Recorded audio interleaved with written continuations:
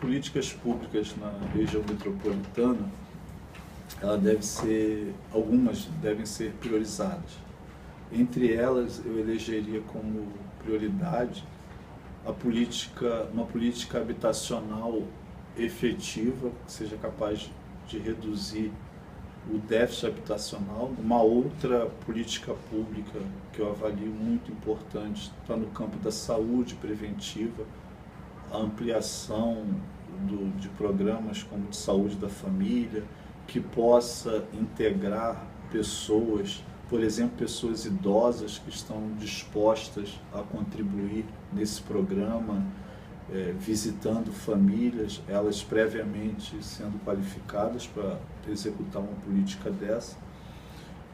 Uma outra seria o saneamento ambiental, e pensando em saneamento ambiental, tanto na sua dimensão do abastecimento de água potável, no tratamento de esgoto sanitário, na coleta de resíduos sólidos, tudo isso vinculado, levando em conta, as mudanças climáticas. Deve-se pensar dentro dessa política de saneamento ambiental aspectos ou parte dessa política que contribua para a adequação dessas mudanças ou medidas que possam reduzir os efeitos dessa mudança. No caso, uma questão muito objetiva para exemplificar é a questão da drenagem, que é uma outra dimensão do saneamento, que é a micro, macro e mesodrenagem, e na região metropolitana é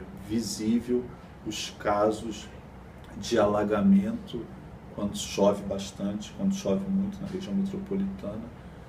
É impraticável as pessoas transitarem e o efeito que isso tem, inclusive, para a saúde, com doenças de veiculação hídrica. A política de segurança pública, inclusive a executada nos últimos anos no estado do Rio de Janeiro, tem produzido muitos problemas, é uma área muito sensível, uma polícia extremamente militarizada, muito mal preparada para exercer o trabalho. A gente identifica no número de homicídios, principalmente de jovens, na região metropolitana do Rio de Janeiro, na Baixada Fluminense, nas favelas da cidade do Rio de Janeiro. Então é preciso enfrentar para valer esse debate.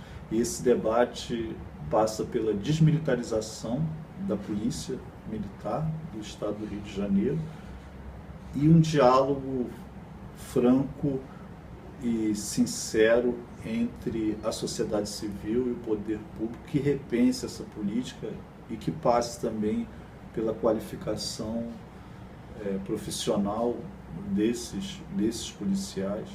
Pensar políticas públicas é um grande desafio em qualquer lugar do Brasil.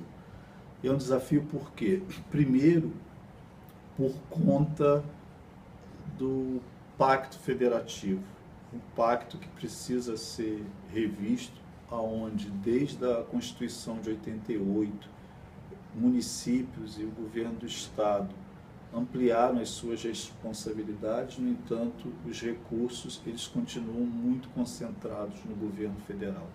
Então é importante que se repense isso para garantir que os municípios tenham poder, tenham capacidade de tocar determinadas políticas, ou boa parte das políticas, e não fiquem tão dependentes do recurso da União, dos repasses do governo federal.